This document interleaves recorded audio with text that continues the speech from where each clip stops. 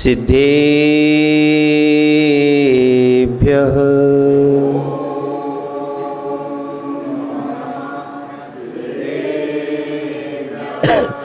नमः श्रीवर्धमानाय निर्धूतकलिलात्मने सालोकानां त्रलोकानां यद्विद्यादर्पणायति नमो अरहन्ताणं नमो सिद्धाणं नमो आयर्याणं नमो वज्रायाणं नमो लोहे सव्यसाहुणम्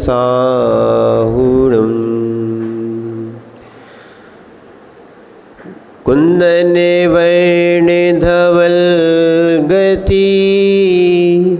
सम्यक् जिनका धाम ऐसे गुरु विराग को सत्सत्यवार प्रणाम सत्सत्यवार प्रणाम। जय बोलिए अनंतानंद सिद्ध परमेष्ठी भगवान की। देवाय देव एक खज्जर्षि आदिनाथ भगवान की। देवाय देव एक खज्जर्षि चिंतामणि पार्श्वनाथ भगवान की। देवाय देव एक खज्जर्षि भगवान वर्तमान शासन नायक भगवान महावीर स्वामी की। परम पूज्य आचार्य भगवान कुंद कुंद स्वामी की। परम पूज्य आचार्य भगवान समंत भद्र स्वामी की।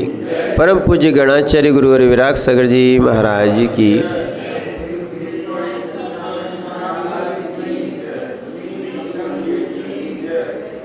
भू चेतनात्माओं, भगवान पार्श्वनाथ के पादमूल में बैठकर हम सभी इस रत्नकर्ण श्रावकाचार ग्रंथ का पारायण कर रहे हैं। और वास्तविकता में समंत भद्र स्वामी का परम उपकार कि जिन्होंने भगवान के द्वादशांग से जो उपासका अध्ययन था उसका हमारे लिए स्वाध्याय का लाभ दिया। वास्तविकता में ये भगवान की साक्षात वाणी है जो परंपरा से आई और इसका लेखन आचार्य समंत भट्ट के द्वारा हुआ।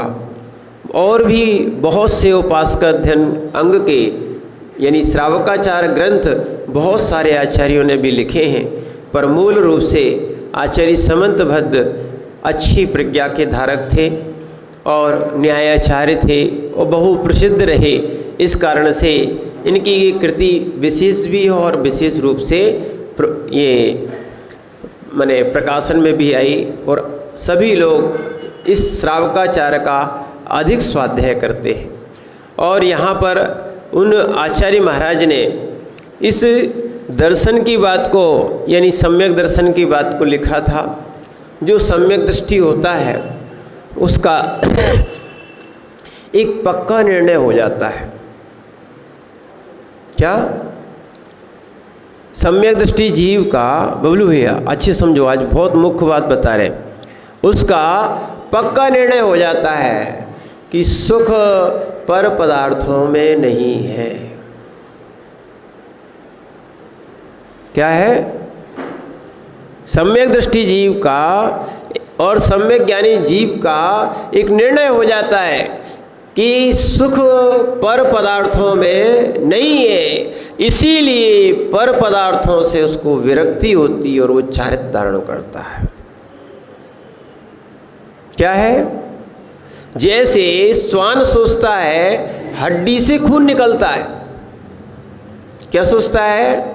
श्वान सोचता है हड्डी से खून निकलता है और हड्डी को चबाता है, बार बार चबाता है, जबकि उसके जबड़ों से ही खून निकलता है, उसी का वो स्वाद लेता है। ऐसे ही लोग सोचते हैं, मिथ्या दृष्टि सोचते हैं कि सुख जो है पर पदार्थों से है, पर वास्तविकता में सम्यक दृष्टि सोचता है सुख तो आत्मा से मिलता है। सुख कहाँ से मिलता है?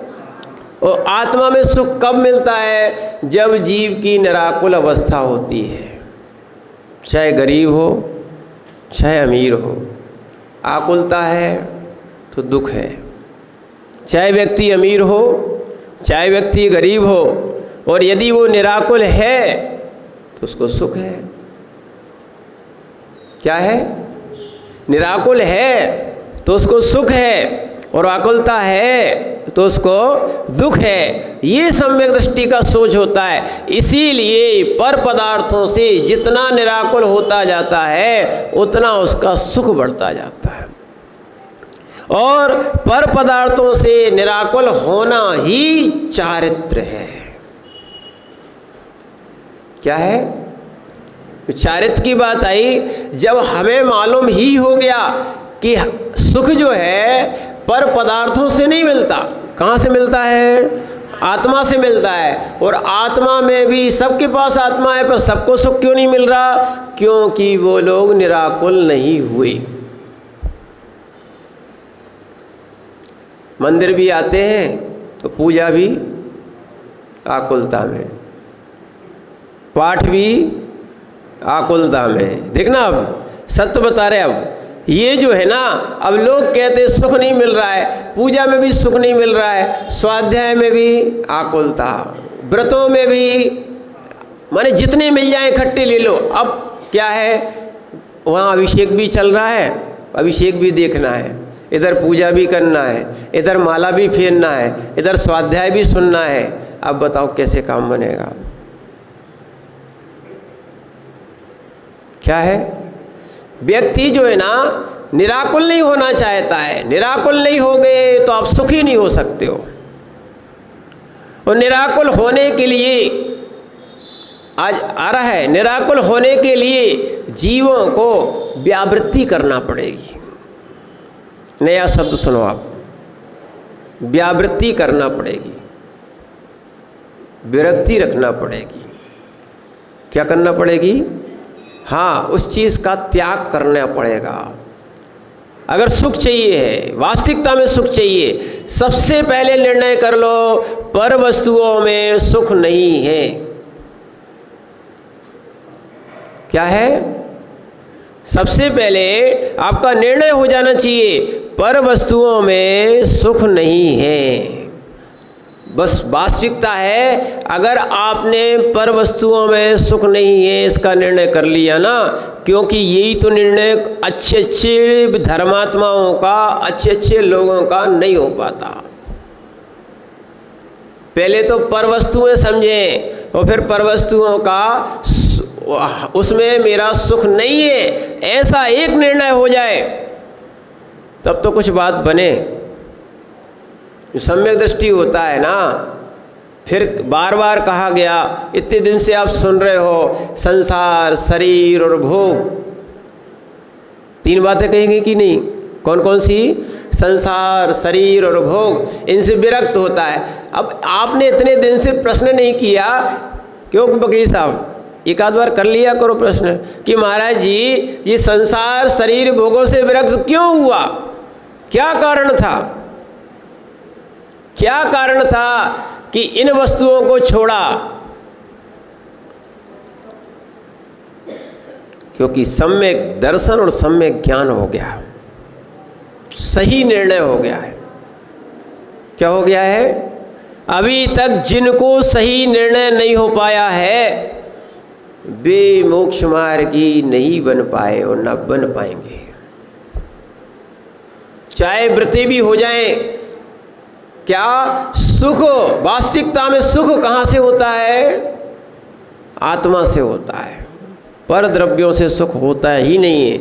इसलिए संसार भी पर है, शरीर भी पर है और भोग भी पर है।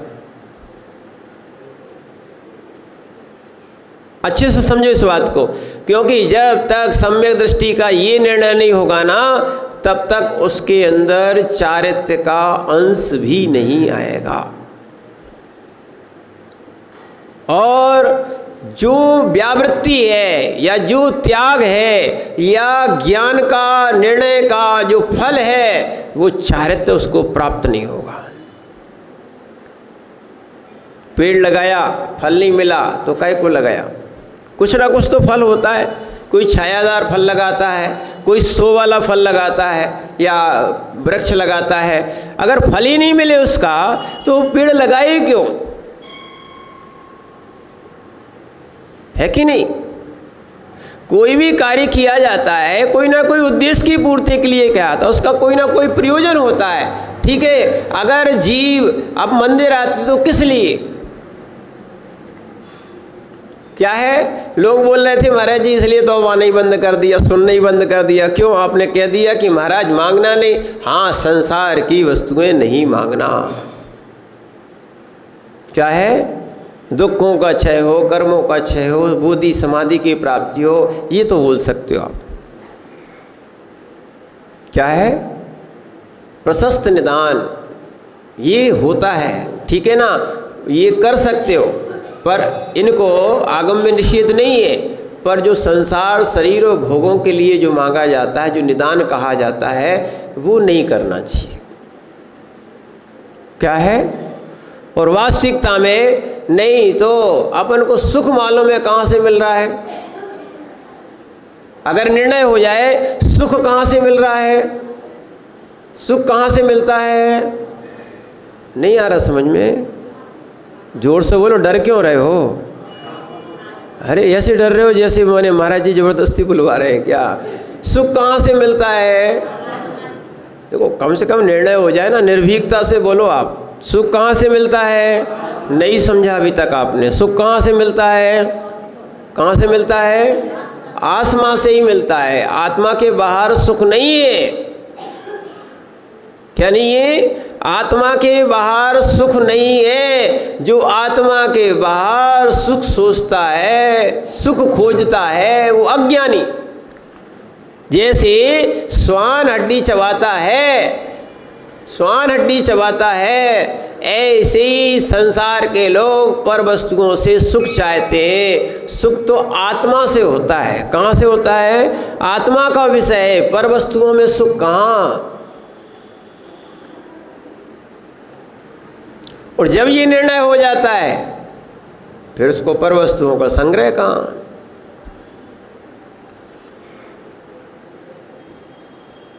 समझ रहे ना? आज तक हम ये मानते आए हैं कि माना कि हमें ये पेन मिल गया, ये अच्छा है, विदेश का है, सब अच्छा है, तो हमें सुख हो गया। वाह! क्या है?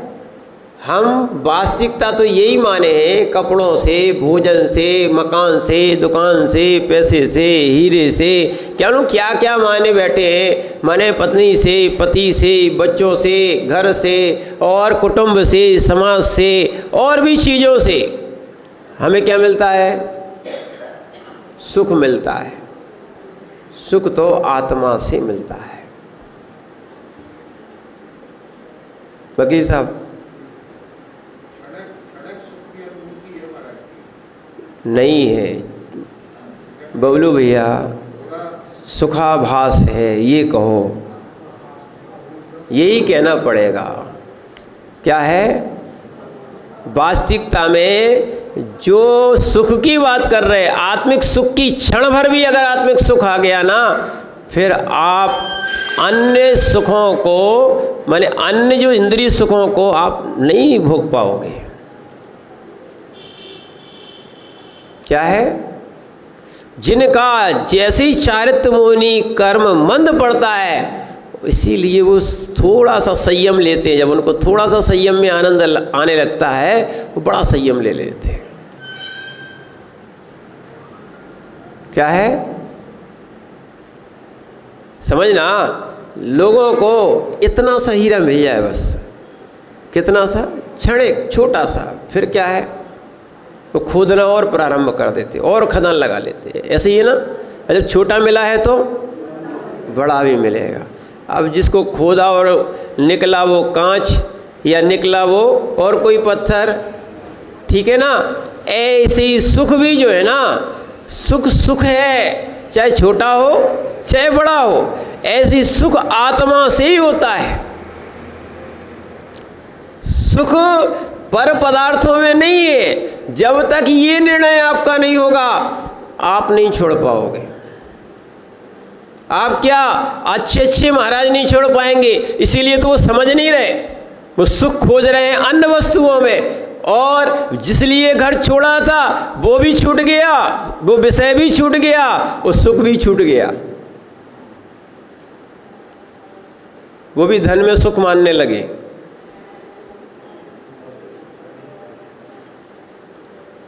जिस सुख को माने जगत घूम रहा है उसी सुख को उन्होंने सोच लिया महाराज ने। और यहाँ तक सुनना, भगवान भी ये बिल्कुल स्पष्ट हो गया है, भगवान भी इसलिए समोसरण और सोने के कमलों पर नहीं बैठते, नहीं चलते, न सोने का श्रृंगार न हीरों का मुकुट, क्या है, ना सोने का श्रृंगार, ये तो संसारी जीव करते हैं, और ना हीरो का मुकुट ना हीरो का हार, ठीक है ना, और फिर भी अनंत सुखी, जिनके तन पे एक धागा भी नहीं है, ऐसे बीतरागी जीव परम सुखी। और वो दशा जब होगी या अपन ने किसी ने देखी या नहीं देखी, वर्तमान में प्रत्यक्ष अनुभव कर रहे हैं, ये कह लो।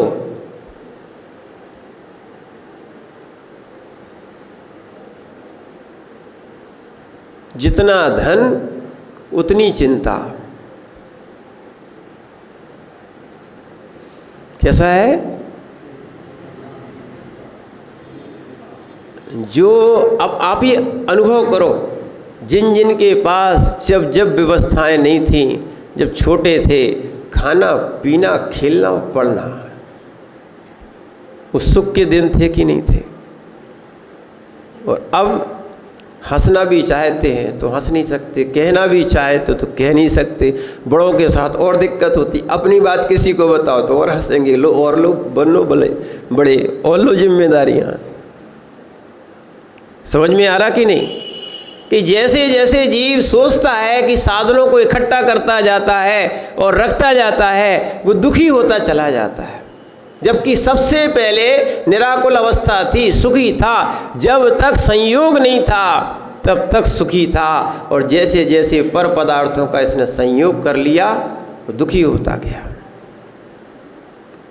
क्या है? इसी भूल को सुधारते हैं चारित्र्य वाले व्यक्ति की। अज्ञानता में मैंने पर वस्तुओं को संग्रह कर लिया था, अब सम्यक ज्ञान के साथ, सम्यक दर्शन के साथ बुद्धिपूर्वक अब पर वस्तुओं को बुद्धिपूर्वक अब छोड़ रहे हैं। छोड़ने में भी दुख नहीं है, आनंद है।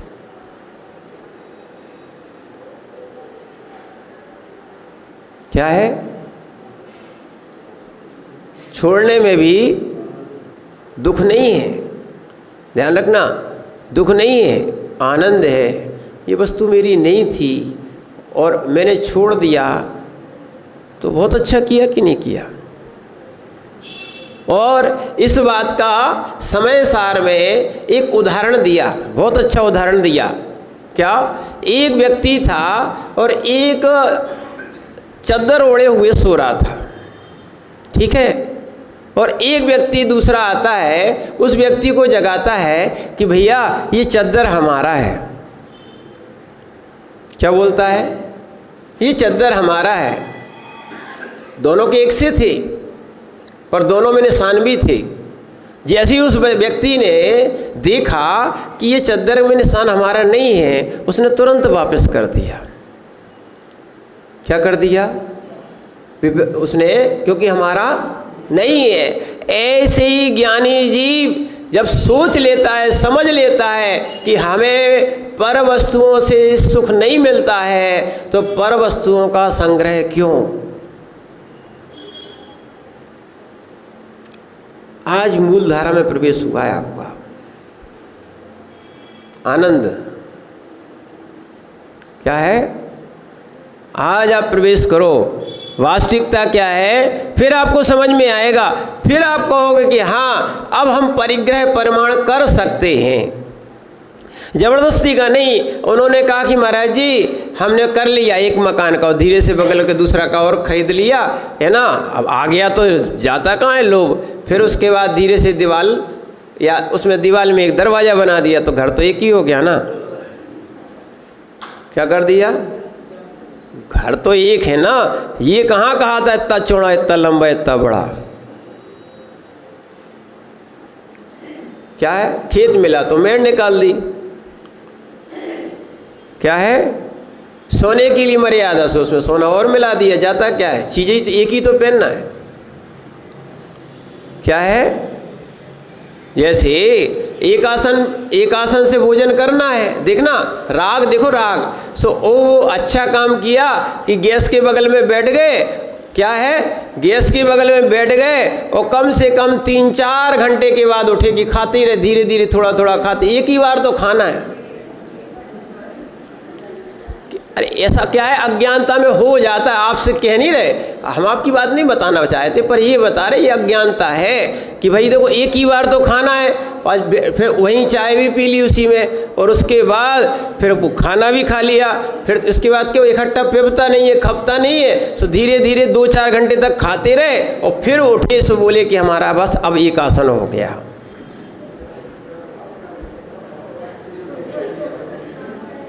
वास्तविकता ये है, राग छूटा कहाँ है। अब ऐसे ही होता है, अब हंसो नहीं आप लोग। क्या है, ऐसे ही हो जाता है, ठीक है ना। क्या है, हाँ वही बस तुम सब समझ लो। अब देखो पूरी नहीं खोली जाती, क्या बात है, तुम पूरी खोल दोगे तो बात बिगड़ जाएगी, है ना। इसीलिए जो है क्या है, नहीं तो भैया आप घर में रहना है, समाज में रहना है तो पूरी नहीं खोलना चाहिए, थोड़ी थोड़ी खोल खोल के बता देना चाहिए। इसीलिए जो है ये अज्ञानता है। क्या है, ये सब क्या है, अज्ञानता है। जैसे हरि का त्याग है पर केला तो सफ़ेद होता है, पीला होता है। अरे व्रत आने वाले हैं तो फिर ऐसा ही होगा। क्या है, इसीलिए बहुत सारे लोग जो है ना उन चीज़ को समझने का प्रयास करें। नारियल का पानी भी हरि में आता है, किस में आता है, हाँ। और ध्यान रखना, अगर एक आसन वाला व्यक्ति दूसरी बार पानी भी पी ले, क्या है, क्योंकि अब चारित्र की बात आ रही है तो सुनो अच्छे से। दूसरी बार अगर पानी भी पी लेता है तो उसके 2 आसन हो जाते हैं, उसका एक आसन भंग। क्या है, देखो अपनी सामर्थ्य से करो, पर ये मत कहो कि हम एक आसन कर रहे हैं। क्या करो, समझना, अपनी सामर्थ्य से करो, पर ये मत कहो कि अब आपने फलाहार कर लिया, अच्छे आराम से दूध आहार कर लिया, सब खूब मेवे खा लिए, ठीक है, उसके बाद कहो कि महाराज जी हमारा उपवास चल रहा था। ये कहो अन्न का त्याग था। क्या था, अन्न का त्याग था। बाकी तो आप एक आसन करके ही आए। अगर एक बार खाया तो एक आसन और 2 बार खाया है तो फिर काय का उपवास। इसलिए उपवास की संज्ञा में मात्र अनुपवास कहते हैं जल लेने को। क्या है, मात्र जो जल लिया जाता है, उष्ण जल आदि ले लो तो मात्र जल, अगर वो काली और या कोई चीज ली है तो वास्तविकता में वो एक आसन में आ जाता है। इसको एक भुक्ति भी बोलते हैं, ठीक है ना। इसी को प्रोसद भी बोलते हैं। एक आसन को आएंगे, सब नाम आएंगे और इससे बहुत सारा विषय क्लियर भी होगा। जो हमारे अंदर अज्ञानता थी, वास्तविकता में इसको समझने की आवश्यकता है। इसलिए निर्णय ये समझ लेना, निर्णय अपने जीवन में कर लेना कि भोजन से भी सुख नहीं मिलता, तभी विरक्ति आएगी। क्या आएगी, भोजन से भी सुख नहीं मिलता। किससे नहीं मिलता, सुख कहाँ से मिलता है, किससे मिलता है। वाह, हम जो कहते सो आप कहने लगते हो, ये भी कोई बात हुई। सुभाष चंद्र जी कैसी जनता है, समझ में नहीं आती। पक्का देखते हम। अब सुख कौन कौन चाहता है?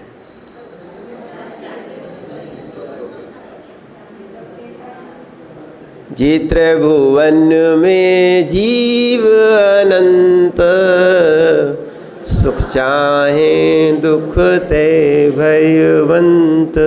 पढ़ा ना छेड़ाला में, है ना? जीव कैसे हैं? अनंत है, सुख चाहते हैं। पर जो ये सुख है, ये वाला सुख कहाँ चाहते हैं लोग? वो तो इंद्रिय सुख को चाहते हैं, जो सुखाभास है। क्या है? सुखाभास। थोड़ा सा इसको भी समझ लो, हो सकता है ये समझ में नहीं आता हो। सुखाभास, भास यानी आभास निकालना, सुख का आभास। जैसे सोना सोना होता है, पीतल सोना नहीं होता है, पर सोने जैसा दिखता कि नहीं दिखता, है ना? जिस सोने जैसे आभास लगता है, क्या है ना? वो स्वर्णाभास है। पीतल क्या है? स्वर्णाभास है, सोने जैसा दिखता है पर सोना नहीं है। जैसे बिल्ली है, शेर जैसी दिखती है, ठीक है ना? पर शेर देखना है तो आपको पन्ना के टाइगर, उसमें वो भी टाइगर मिलेंगे, शेर नहीं मिलेंगे। उनकी भी कई प्रकार की जातियां होती हैं, प्रजातियां होती हैं। तो इसीलिए बिल्ली शेर नहीं है, ध्यान रखना। कोई अगर बिल्ली को शेर समझ लेता है तो उसकी गलती है ना? ऐसे ही जो इंद्रिय सुख को आत्मा का सुख मान लेता है, यही मिथ्या दृष्टि, यही अज्ञानता है। नहीं आ रहा लोगों को समझ में। अनंत काल निकल गया, क्या निकल गया? और मुनि व्रत धारण करने के बाद भी जिनने आत्मा के सुख को नहीं समझा, आत्मा के सुख की ओर जिन्होंने कदम नहीं रखा, इसलिए लिखा है मुनि व्रतधार अनंत बार ग्रीवक उपजायो, पे निज आत्मज्ञान बिनु सुख लेश न पायो। इसलिए लिखा है। सुख आत्मा में है। सुख कहाँ है बताओ? हम दुनिया में ढूंढ रहे थे, हीरो में ढूंढ रहे थे, पन्ना में ढूंढ रहे थे, कहाँ ढूंढ रहे थे वकील साहब, है ना? सोचना। मैंने ऐसा हो गया, एक बुढ़िया माँ थी, क्या उसकी सुई है वो घर में गिर गई। कहाँ गिर गई? घर में गिर गई। उसने खूब ढूंढा, सो नहीं मिली। सो एक विद्वान वहाँ पंडित जी निकले और उन्होंने कहा, माँ क्या ढूंढ रही हो? बोले सुई ढूंढ रहे। बोले अंधेरे में थोड़ी मिलेगी। उन्होंने कही तो बिल्कुल सही थी, है ना? क्या है? उन्होंने बिल्कुल सही बोला था कि आप अंधेरे में मत ढूंढो, प्रकाश में ढूंढो। सुबह रोड पे चली गई। कहाँ चली गई? बाहर चली गई। बिल्कुल सही कहा था। क्या है कि भैया आपको सुई ढूंढना है, गिर गई है तो कहाँ ढूंढना चाहिए? प्रकाश में। वो कहा था प्रकाश घर में कर लो। क्या अर्थ था? सोने का जहाँ प्रकाश है वहाँ वो सुई को ढूंढने लगी। ऐसे ही आपसे कहा था सुख जो है ना, सुख आपको आत्मा में ढूंढना था। सो आपने कहा इंद्रिय सुख में पहुंच गए आप, और ज्ञान का प्रकाश किया नहीं, सम्यक ज्ञान का प्रकाश, दर्शन का प्रकाश किया नहीं, तो वस्तु सही समझ में नहीं आई, विपरीत समझ गए। तो बताओ कितना भी खोजोगे। अब बताओ घर में गिरी सुई रोड पे मिलेगी क्या? बताओ मिलेगी क्या?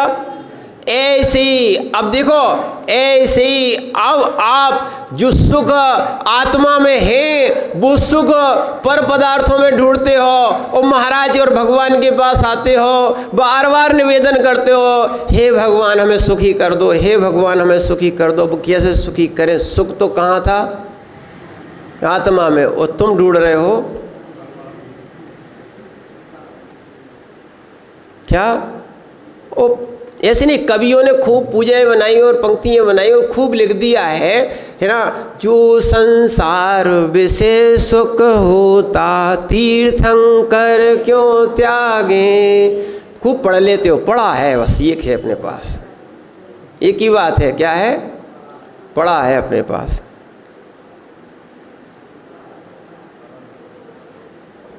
क्या है, पढ़ा है। पढ़ा क्या काम का, बताओ, पढ़ा क्या काम का है बताओ।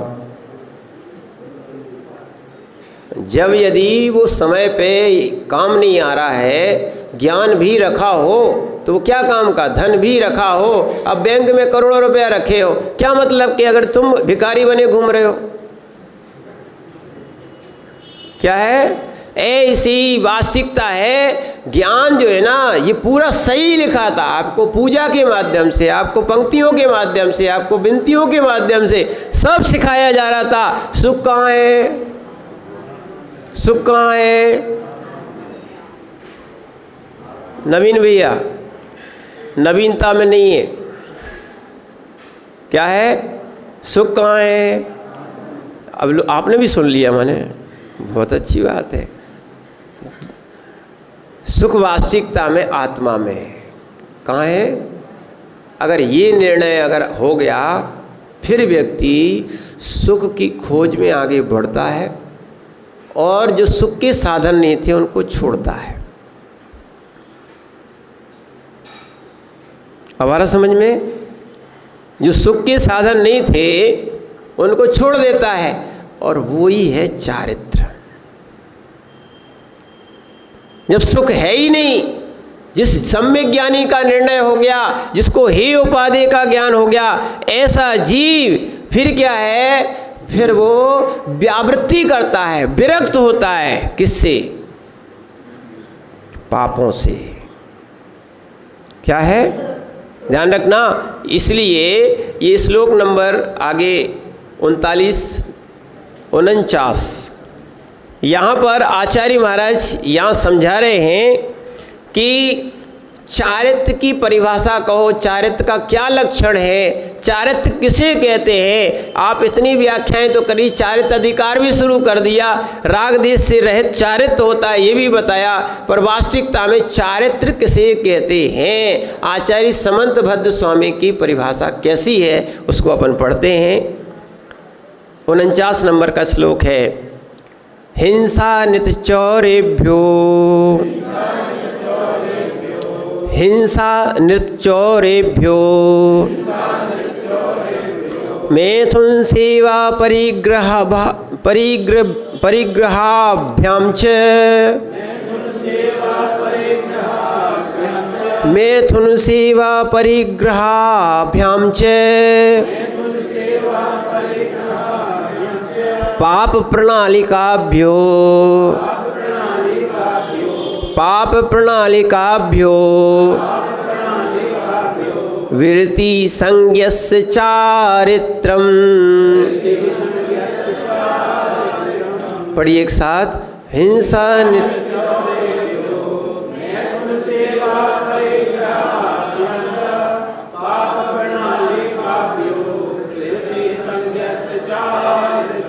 यहाँ चारित्र का लक्षण किया कि हिंसादि पापों से वृत्ति होना, व्यावृत्ति होना, विरक्त होना, ये क्या है, चारित्र। सीधी सीधी चारित्र की परिभाषा जिन्होंने नहीं पढ़ी, नहीं समझी, 5 पाप कौन कौन से, हिंसा, अनृत यानी झूठ, ठीक है ना, हिंसा, झूठ, हिंसा, नृत, अनृत नहीं निकालेंगे अभी, हिंसा, नृत यानी होता है झूठ, और चौरेभ्या चोरी, चोरी, मैथुन, और परिग्रहाभ्याम च, ये पाप प्रणालिकाभ्यो, ये पाप की आश्रव के द्वार हैं, पाप की नालियां हैं। क्या है बकीर साहब, यहाँ क्या क्या लिखा, और आगे परिग्रह क्या है, पाप है कि नहीं, देखो हमने कहा था सही है कि नहीं, तो आपको प्रमाण बता दिया आपको। परिग्रह क्या है? हिंसा भी पाप है, झूठ भी पाप है, चोरी भी पाप है, और कुशील भी पाप है, और परिग्रह भी पाप है कि नहीं? नहीं बोल रहे। नहीं, रंग महल साहब आप कहाँ बोल सकते हो? क्या परिग्रह जरूरी नहीं है? ध्यान रखना। क्या है? सम्यक दृष्टि जीव परिग्रह को छोड़ना चाहता, विरक्त होता है। आसक्त होने वाला जीव, जिन्होंने ये धारणा बना ली है, अब देखो आप, फिर हम सम्यक दृष्टि नहीं कह पाएंगे, फिर आप जो कहो सो कहो। धारणा बनाना पड़ेगा, धारणा पक्की बनाना पड़ेगी। परिग्रह पाप है, नहीं छूटेगी आसक्ति। क्या है? जब तक ये निर्णय नहीं बनेगा, क्या है, माने कम से कम निर्णय तो बना ही लो, छूट पाए या ना छूट पाए। अगर निर्णय हो गया, संस्कार बन गए, तो इस भाव में नहीं तो अगले भाव में छूट जाएगा। जिस भाव में, यानी वर्तमान में जिसका निर्णय ही नहीं हुआ है, यानी वास्तविकता में जिसका सम्यक ज्ञान ही नहीं हुआ है, आप समझ ही नहीं रहे उस चीज़ को, वो छोड़ेगा कैसे? जैसे सम्यक ज्ञान ही उपाधि, ये विषय जागृत करता है, कौन वस्तु है और कौन वस्तु उपाधि है। ही यानी छोड़ने योग, उपाधि यानी ग्रहण करने योग। ठीक है ना? जब तक ये निर्णय नहीं होगा, सम्यक ज्ञान ये निर्णय कराता है, ठीक है, जब निर्णय नहीं होगा तो फिर छोड़ कैसे पाओगे? फिर सम्यक दृष्टि भी कैसे कहलाओगे? क्योंकि सम्यक दर्शन के साथ सम्यक ज्ञान युगपत होता है। क्या है? सम्यक दर्शन के साथ सम्यक ज्ञान युगपत होता है। एक और अच्छी बात, अभी जो संयम की बात आने वाली है, असंयम की अनुमोदना भी संयम लेने वाला नहीं करता। अब अच्छे लोगों को समझ लो, जो संयम ग्रहण किए हैं वो शादी विवाह में भी नहीं जा सकते। कैसे? भाई घर की हो तो बल अलग, वो आनंद लेने के लिए जा रहे हैं। असंयम की अनुमोदना करने मत जाओ।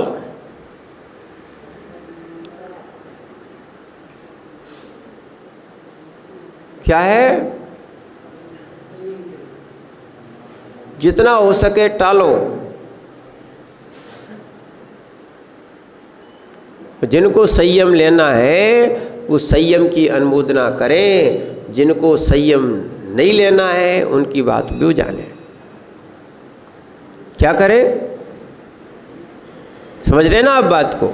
इसीलिए क्यों एक निर्णय हो जाना चाहिए आपको। हिंसा, झूठ, चोरी, कुशील, परिग्रह ये पापाश्रय है, पापाश्रय है। कैसा है?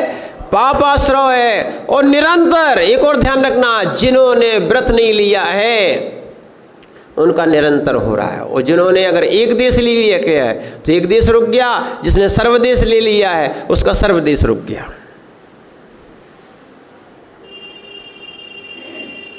क्या है? समझो आप बात को। पाप का निरंतर आश्रय, पाप प्रणाली का अभ्यो, पाप की प्रणाली का है। और इसीलिए पाप प्रणाली का वृत्ति ही इससे विरक्त होता है। कौन? संज्ञस्य चारित्रम सम्यक ज्ञानी। इसको कहा है सम्यक दृष्टि और सम्यक ज्ञानी। कौन? संज्ञस्य सम्यक ज्ञानी का क्या? पाप प्रणाली काव्यो, पाप की प्रणाली स्वरूप कौन से? हिंसा, नृत्य, चौरेव्या, हिंसा, झूठ, चोरी से, और मैथुन सेवा परिग्रहाब्जय, कुशील व परिग्रह से विरक्त होना चारित्र कहा जाता है। कौन? सम्यक ज्ञानी, सम्यक दृष्टि जीव समझ जाता है कि हमें आगे बढ़ना चाहिए, क्योंकि सुख आत्मा से मिलेगा। किससे मिलेगा? सुख कहाँ से मिलेगा? आत्मा से मिलेगा। इसीलिए चारित्र इसलिए लेते हैं क्योंकि बिना ग्रह त्याग किए, सुनना, ये घर वाले भी छोड़ते नहीं हो। जब तक घर वालों से छूटो नहीं तो आनंद भी नहीं आता। घर में ब्रह्मचारी रहे तो भी कहीं ना कहीं कुछ ना कुछ काम करना ही पड़ता है। क्या है? जब तक क्या है, वास्तविकता बता रहे आपको, कहीं ना कहीं है कोई विशेष जीव का पुण्य, सो उसको लोग व्यवस्था बना दें, पर वास्तविकता तो यही है। क्या है कि ये पाप की प्रणाली का जो है कि वो अगर घर रहेगा उसमें देखना, उसमें वो आनंद नहीं आ पाता, विरक्ति का आनंद फिर नहीं आ पाता, नहीं हो पाती विरक्ति।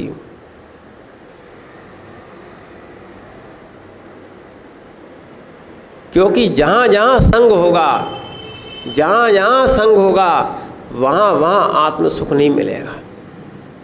और जो वास्तविकता में बिल्कुल अज्ञानी जीव हैं, जिन्होंने चारित्र लेने के बाद पर वस्तुओं में सुख मान लिया,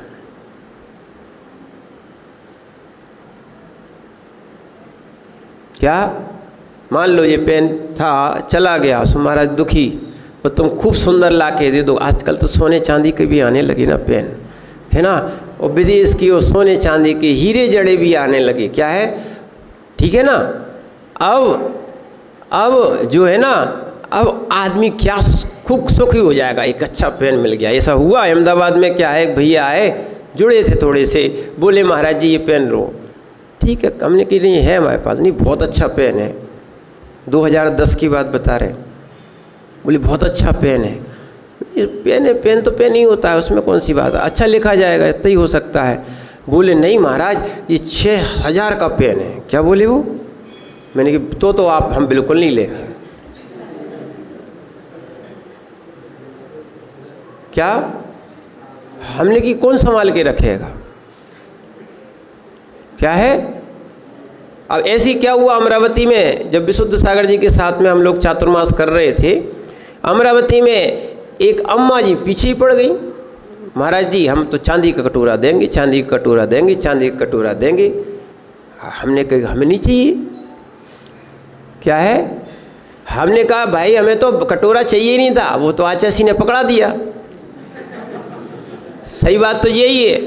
जब हमारी दीक्षा हुई थी, हमने दीक्षा के दिन निवेदन किया था, क्योंकि हमने कहा भगवान की पंचकलणक में हुई थी, सिलवानी के पंचकलणक में हुई थी। हमने कहा जो बोल नहीं रहे उनको मुनि दीक्षा, हम मांग रहे हैं तो हमें क्षुल्लक दीक्षा। हमने सीधा मंच पे ही बोला था।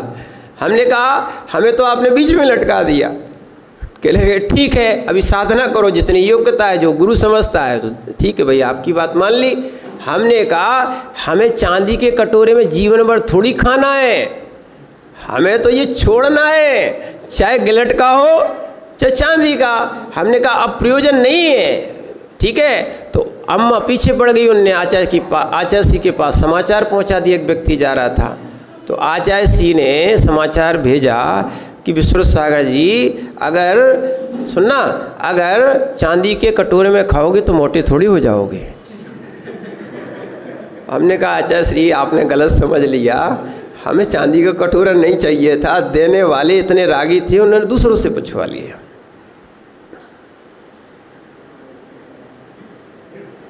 ध्यान रखना, न चांदी की माला से, न सोने की माला से, न हीरो की माला से वास्तविकता में सुख नहीं है। सुख तो आत्मा में है, और आत्मा निसंग होके मिलती है, निष्परिग्रह होके मिलती है। जुड़ी है, संयोग है, स्वभाव नहीं है। क्या है? संयोग है, स्वभाव नहीं है। क्या है? फिर से सुनो, ये अनात्भूत है, आत्भूत नहीं है। क्या है? जैसे कल बताया था ना, जैसे चश्मा बताया था ना, चश्मा आत्मा हो गई क्या? चश्मा आप हो गए क्या? हो गए क्या?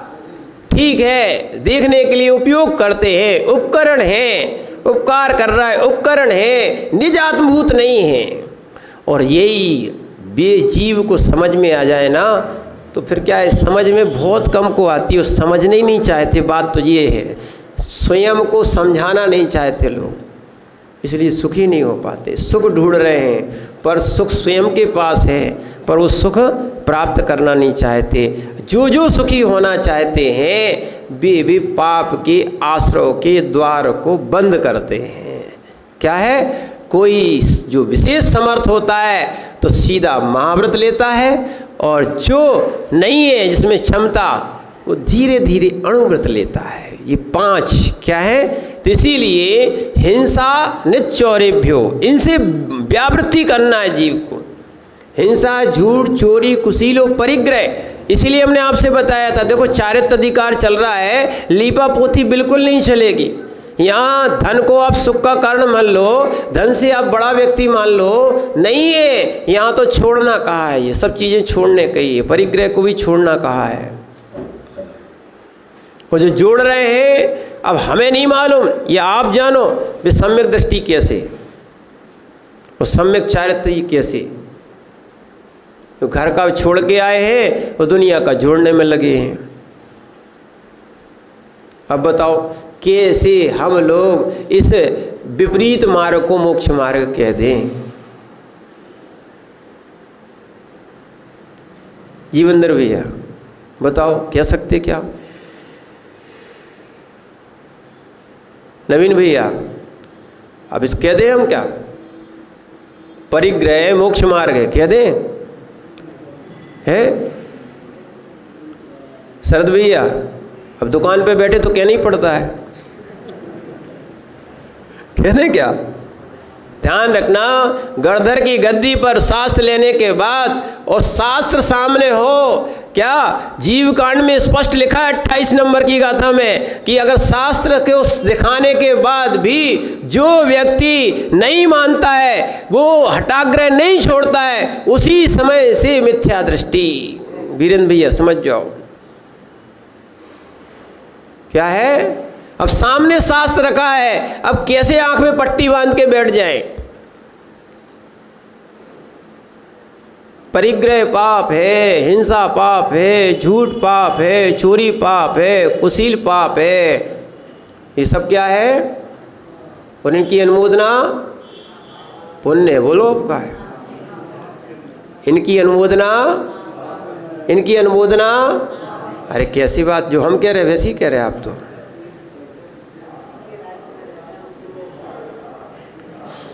गलत तो बोला क्या?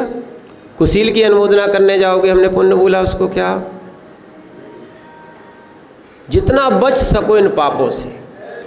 पाप प्रणाली का अभ्यो वृद्धि संगश्चारितम, ऐसा वो व्यावृत्ति करता है, दूर भागता है, जैसे करंट से दूर भागते हो।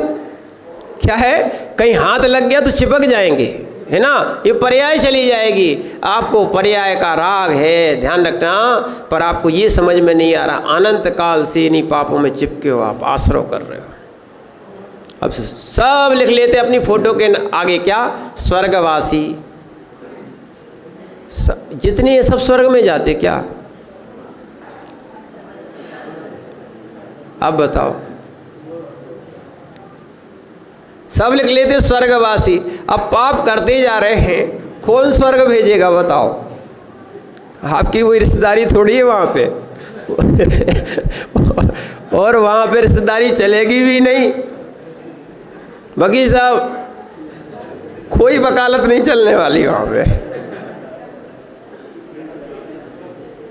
क्या है, वहाँ पर कितनी भी वकालत कर लो अभिषेक भैया, क्या है, आप भले ही कोर्ट में आ जाओ, पर वहाँ पर जो निर्णय है, तो इसीलिए राष्ट्रपति तक के लिए अगर गलत काम करेगा तो उसको भी जेल जाना पड़ सकता है। सबके लिए संविधान है, ऐसी सबके लिए सिद्धांत है। क्या है, हम इस चीज़ को समझे, पाप प्रणाली का अभ्यो। ये सब क्या है? पांचों क्या है? क्या करोगे जब पाप करोगे तो तुम्हें कौन ऊपर भेज देगा, ये तो बताओ आप। एक महाराज जी ने एक हमें चीज़ दी थी, श्लोक भी दिया था, वो हम अभी नहीं बताए, देख लेंगे वो। उन्होंने कहा था जो व्यक्ति क्या 70% पाप करता है, 30% पुण्य करेगा तो वो नीचे ही जाना है, पक्का है। क्या है? यानी नरक में जाने वाला, और 50% पुण्य और 50% पाप करेगा तो मनुष्य बनेगा। उन्होंने एक रेशियो बताया था निकाल के, ठीक है, ये तो हम आपको बता रहे हैं। फिर अगर कोई व्यक्ति क्या 60% से ऊपर जाएगा, ठीक है ना, 60% से ऊपर जाएगा, फिर वो देवों की श्रेणी में आएगा। और जो साधु शुद्ध उपयोग में रह के पुण्य पाप का क्षय करेंगे, है ना, गुण स्थान और आगे बढ़ते हुए श्रेणी चढ़ेंगे, है ना, सब क्षय करते हुए चलेंगे, उपशम करते हुए चलेंगे, थोड़ा टाइम लग सकता है, और क्षय करते हुए चलेंगे, वो मोक्ष प्राप्त करेंगे। पुण्य पाप से तो संसार ही मिलता है। क्या है? अब तुम लगाते रहो तुम्हारा परसेंट, ठीक है। इसीलिए आचार्य महाराज ने एक थोड़ी सी माने चारित्र की बात कही कि चारित्र क्या है? विरक्त होना। किससे? इस 5 पापों से विरक्त होना, ठीक है। क्योंकि पाप प्रणाली काव्यो, ये 5 पाप आश्रव के हेतु है। 5 से हो रहा सीधा सीधा, किससे हो रहा? ठीक है, अभी आएगा तो हम आपको बताएंगे। आप कुछ अणुव्रत भी एक एक भी ले सकते हो, और हो सकते हैं ही, बहुत सारी चीज़ तो है, पर बस ये है कि हमारा वो एक संकल्प नहीं है। क्या नहीं है? हो सकते हैं, ध्यान रखना, यहाँ एक एक व्यक्तियों के नाम भी आएंगे। जब वे हो सकते हैं तो अपन नहीं हो सकते क्या? ध्यान रखना, जब त्रियंश तक के उदाहरण हैं बहुत सारे, तो क्या अपन मनुष्य देखना मनुष्य देव नहीं बन सकता? वो बताओ, त्रियंश देव बन रहे। विचार करना, कम से कम त्रियंशों की तो बराबरी कर लो, अपन को करना तो चाहिए मनुष्य की। क्या बनना चाहिए? शुद्ध मनुष्य। बताया था एक दिन, 6वें गुण स्थान से ऊपर वाले ये शुद्ध मनुष्य कहलाते हैं। ऐसा धवला जी की दूसरी पुस्तक में लिखा था, ठीक है ना। तो अपन चलते हैं आगे। एक और श्लोक जिसमें आचार्य महाराज 50 नंबर का है, वो चारित्र्य है 2 प्रकार का होता है। कितने प्रकार का होता है? 2 प्रकार का होता है। इसको समझना, क्योंकि एक और ध्यान रखना, क्या कि इनको समझने की आवश्यकता है कि 2 प्रकार का इसलिए बता दिया, 2 प्रकार के व्यक्ति होते हैं जो, तो वो 2 प्रकार का चारित्र्य लें। इन 5 पापों को आपने वृत्ति यानी व्रत छोड़ने के लिए कहा है, तो कैसे छोड़ें? पूरे छोड़ें कि आधे छोड़ें? क्या करें? इसके लिए यहाँ पर आचार्य महाराज बताते हैं कि वो 2 प्रकार का है। सकलम विकलम चरणम, सकलम विकलम चरणम, तत्सकलम सर्वसंग वेरतानाम,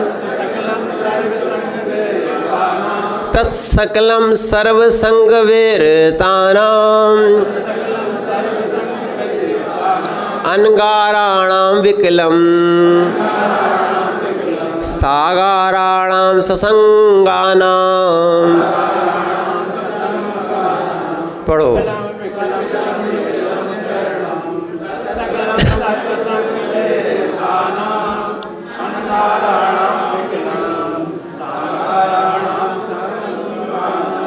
यानी जिनको अभी एक महाराज ने आपको प्रणीत सागर जी और आस्तिक सागर जी, आश्रव जारी है, लिखिए, पुस्तक रखी है।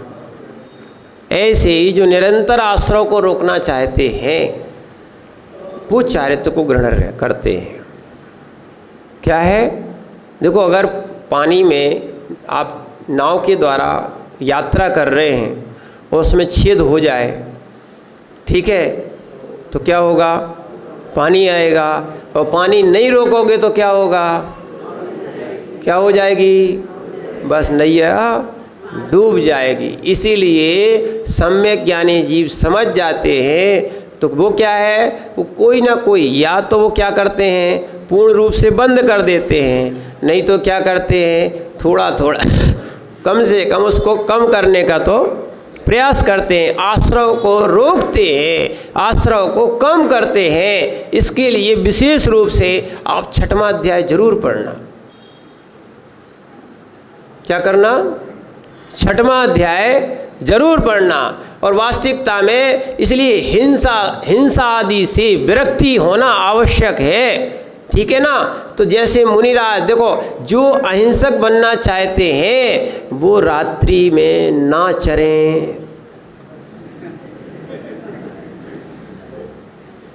नहीं आ रहा समझ में? क्या है? नहीं, हम सम्यक बोल रहे हैं, बुंदेलखंडी शब्द नहीं। इसको अच्छा समझो, हम रात्रि में ना चरें, ना चलें।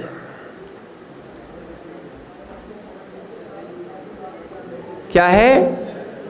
वास्तविकता में आज देख रहे हैं ना आप, कितने कीड़े रहते हैं। कम से कम वाहनों का उपयोग रात्रि में ना करें, टालो। कम से कम क्या है, रात्रि में जीव राशि बहुत हो जाती है। अपन अहिंसक हैं। देखो एक चीज़ बताएं, ऐसा नहीं है कि आपने मंदिर की कहीं की भी सब लाइटें जला दी, हम तो आरती कर रहे थे, हम तो क्या कहते स्वाध्याय कर रहे थे। सबसे पहला कोई व्रत है, सुनो भैया, नहीं तो अज्ञानता में बहुत सारे ऐसे लोग, सबसे कोई कहता है दीपक से क्या होता है, हिंसा होती है। अरे भैया, लाइट से और ज़्यादा होती है। क्या होती है? क्या जब लाइट नहीं थी तब इतनी हिंसा नहीं होती थी, दीपक से कितना प्रकाश। पर अब देखो पूरे लाइट पे माने इतने जीव रहते हैं कि रोडों पे बिछ जाते हैं। सुबह हम लोग जाते हैं, मरे हुए बेचारे मिलते हैं। क्या है? ये है वृत्ति कि भैया क्यों हिंसा अपन वो करें। क्या है? इसीलिए रात्रि में गमनागमन भी, और मूल रूप से वाहनों पे से तुम मत करो। कम से कम जितना हम बचा सकते हैं, माने उतनी हिंसा आपकी रुक जाएगी। क्या हो जाएगी? उतनी आपकी हिंसा रुक जाएगी। जितनी कम आवश्यकता हो उतनी कम आवश्यकता में काम चलाओ, जिसमें जीव राशि रुक सकें। क्योंकि चातुर्मास इसलिए महाराज करते हैं। समझ रहे ना आप बात को? इसीलिए इन चीज़ों को समझना है, नहीं तो फिर अगर अपन ने ऐसी क्रियाएं नहीं की तो आगे दिक्कत हो जाएगी। इसलिए सकलम विकलम चरणम, दो प्रकार का चारित्र है, सकलम और विकलम। सकल यानी संपूर्ण, विकल यानी छोटा रूप। क्या ना? यानी तस् सकलम सर्वसंग वीरता नाम, यही परिभाषा दी इसकी। यानी सर्वसंग, सारा परिग्रह।